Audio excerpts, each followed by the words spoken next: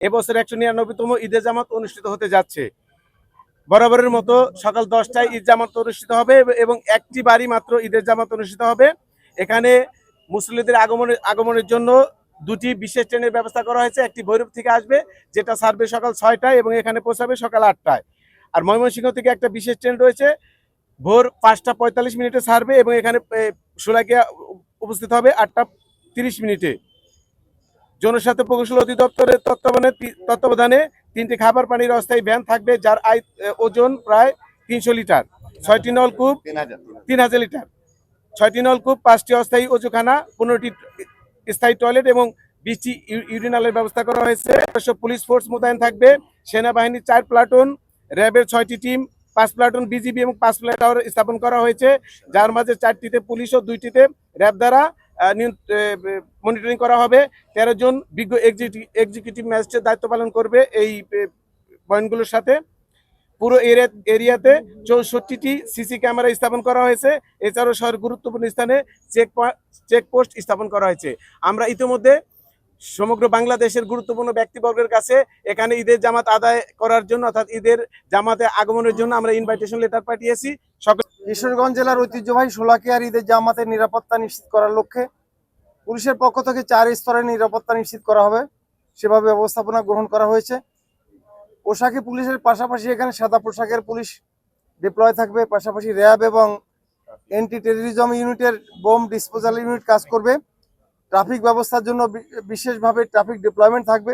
আমরা গেটগুলোতে চেক করার মাধ্যমে এখানে আমরা প্রবেশ করার ব্যবস্থা করব। শোলাকিয়া ঈদগাহ ময়দান দেশের প্রাচীনতম এবং সর্ববৃহৎ ঈদগাহ ময়দান। ঈদগাহ ময়দানটি প্রায় 200 বছর যাবৎ এখানে দেশের বিভিন্ন অঞ্চল থেকে আগত মুসল্লিরা নামাজ আদায় করেন। তার এই ধারাবাহিকতায় এই শোলাকিয়া ঈদগাহ ময়দানে 199তম ঈদুল ফিতরের জামাত অনুষ্ঠিত হবে। এই ঈদুল ফিতর জামাতে নামাজ আদায়ের জন্য দেশের বিভিন্ন স্থান থেকে মুসল্লিরা আগমন করেন এবং এই মুসল্লিদের থাকা খাওয়ার সুব্যবস্থা করে থাকেন জেলা প্রশাসন। তা এবারও জেলা প্রশাসন এই মুসল্লিদের থাকা খাওয়ার ব্যবস্থা করেছেন এবং তাদের সার্বিক নিরাপত্তার দায়িত্ব পালন করে থাকেন জেলা পুলিশ প্রশাসন। আমি আশা করি এতে কোনো ব্যত্যয় ঘটবে না। এবং আপনারা জানেন যে ইতিমধ্যে ত্রয়োদশ জাতীয় সংসদ নির্বাচন অনুষ্ঠিত হয়েছে। নতুন পরিবেশে নতুন আঙ্গিকে এই প্রথম ঈদুল ফিতরের জামাত, এই 199তম জামাত। আমি মনে করি সমস্ত দেশ থেকে আগত মুসল্লিরা এবং কিশোরবাসী অত্যন্ত উৎসবমুখর পরিবেশে এই ঈদুল ফিতরের নামাজ অনুষ্ঠিত হবে। কিশোরগঞ্জের ঐতিহাসিক শোলাকিয়া মাঠ, এটার 199তম ঈদের জামাত অনুষ্ঠিত হতে যাচ্ছে।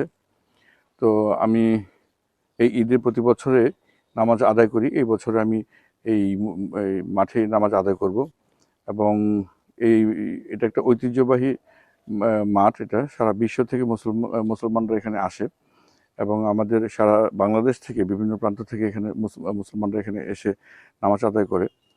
বছর ধরে এই মাঠে নামাজ পড়ছি, দেখি যে লক্ষ লক্ষ লোকের সমাগম ঘটে, মাঠ ছাড়াই রাস্তায় বা বাড়ির চিপা চাপা নামাজ পড়ে। শুনে আসছি যে এই মাঠের প্রসার এবং সংস্কার হবে, বহু বছর ধরে শুনে আসছি, কিন্তু হচ্ছে না আদতে। কর্তৃপক্ষের কাছে আমার জোর দাবি, এই মাঠের প্রসার এবং সংস্কার দুটাই জরুরি। সরকারের কাছে আমার আকুল আবেদন এবং জোর দাবি, এটার জন্য অবিলম্বে বাস্তবায়ন করা হয়। শোলাকিয়া ঈদগাহ মাঠ একটি ঐতিহাসিক ঈদগাহ মাঠ। এখানে প্রতি বছরের নেই এবারও ইনশাল্লাহ লাখ লাখ মুসল্লির সমাগম ঘটবে আর দোয়া কবুলের অন্যতম একটা মাধ্যম। আমরা আশা করি প্রতিবার নেই এবার এখানে সুশৃঙ্খলভাবে মুসল্লিরা নামাজ আদায় করবে। আমাদের ঐতিহ্যবাহী কিশোরগঞ্জের ঐতিহ্যবাহী শোলাকিয়া ঈদগাহ মাঠের ঈদের 199তম ঈদের জামাত অনুষ্ঠিত হবে। আমরা কিশোরগঞ্জ জেলা প্রশাসন এবং পৌরসভার প্রশাসক মহোদয় সহ ঈদের জামাতের নামাজ যেন মানুষ স্বাচ্ছন্দ্যে পড়তে পারে, এই জন্য আনুষঙ্গিক যত কার্যক্রম আছে আমাদের সকল কার্যক্রম প্রায় সমাপ্তির পথে। আমরা সারা বাংলাদেশ সহ বিভিন্ন জেলা থেকে আগত মুসল্লিরা যেন এসে এখানে স্বাচ্ছন্দ্যে ঈদের জামাত পড়তে পারে, এই জন্য সকল ধরনের কার্যক্রম আমাদের শেষ হয়েছে। এইবার ঈদের নামাজে বাংলাদেশের সকল ধর্মপ্রাণ মুসল্লিয়ান এখানে নামাজ পড়ে, বিদেশ থেকেও আগত মুসল্লিয়ান নামাজ পড়ে। আশপাশ এলাকা শহরের মসজিদ, পাগলা মসজিদ, শহীদি মসজিদ, এইখানে দূর থেকে 2-3 দিন আগে থেকে মুসল্লিয়ান আসে, এখানে এতেকাফে বসে, তারপর এইখানে ঈদের নামাজ পড়ে তারা যায়। এবার মনে হয় যে রেকর্ড সংখ্যক লোক হবে।